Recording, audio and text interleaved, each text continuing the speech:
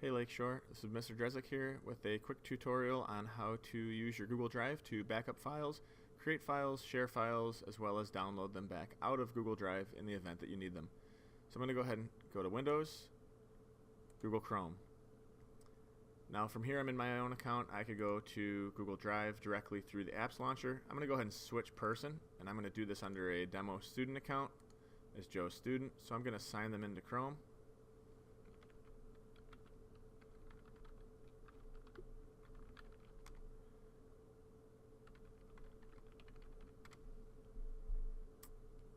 Link the data so that they are fully signed in. You'll see that some of your extensions will come through here, including read and write for Google, which is here available for every student grades 3 through 12. In any case, I'm going to go ahead and open my apps launcher, open up Google Drive, and I am now in my Drive. So you can see that there's some folders here and some files here. You can change the view here by clicking on the grid view or going back to list view. I like list view as it shows the owner and dates in which files were last modified. You can see which items have been shared with you here that are coming through, as well as any starred items. I have no starred files or folders, but you can add a star, kind of like a bookmark. So what I want to do is I want to actually bring in, say, a Microsoft Word file to back it up. I could do this by clicking New, and I could say File Upload, and it will go out to my computer and it will look for a file to bring in. So I have file for Drive here. I have a Word sample and a PDF sample. I can go ahead and click on the Word sample and click Open, and it will slowly process and bring it in to Drive.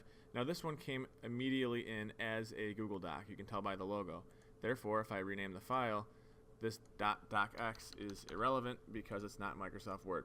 Now it did that automatically for me because in this settings to Google Drive, under Convert Uploads, automatically it was checked to convert to Google Docs editor format. If I uncheck that, and I go ahead and go to New File Upload, and I bring in that Word sample again, it's going to actually bring it in as that Word file.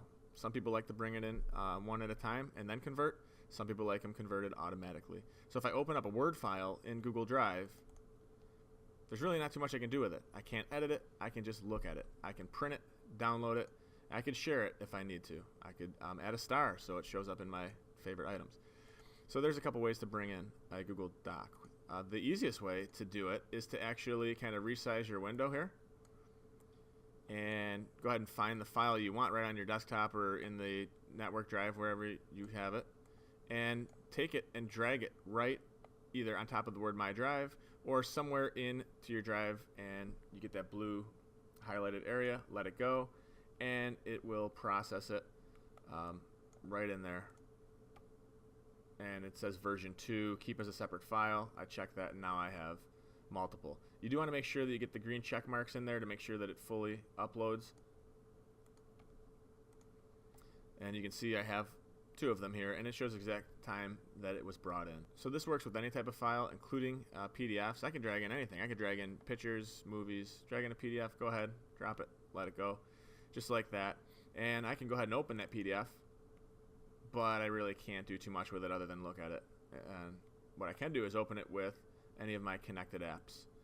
So that is a little bit about how to bring in a Google file or a file into your Google Drive. You can also bring in an entire folder. So I'll show you how this works. I can go ahead and click this File for Drive, bring the whole folder in and let it go. And it'll tell me that there's 2 files in that folder. Let it process. And it's got a check mark here, and now I have a folder here for Drive. I can right click on it. I can even change the color of this folder. Go green for Lakeshore. I could rename it. I could download the folder. I could share this entire folder if I needed to share it with teachers. Keep in mind that when you go to share this folder, that you share it with the Google accounts associated with the district, which would be at LSCSD.org.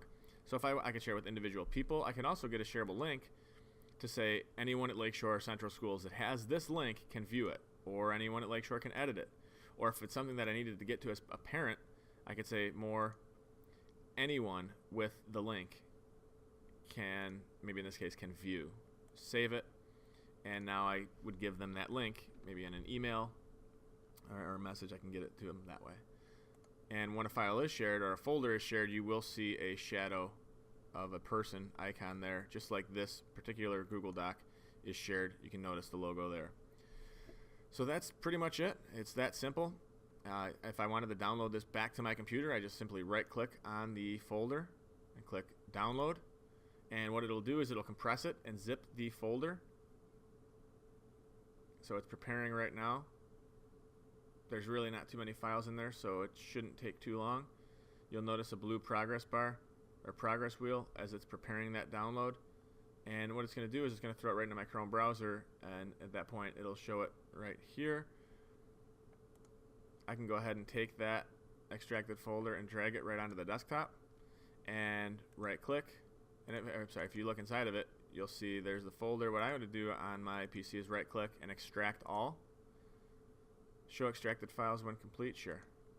Click extract, and now on my desktop I have my uncompressed file with my original PDFs and Word files in there.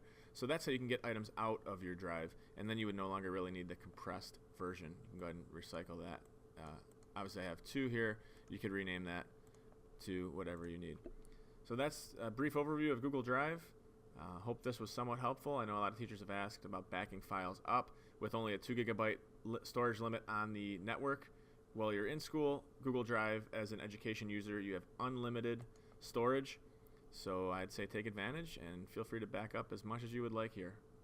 That's all.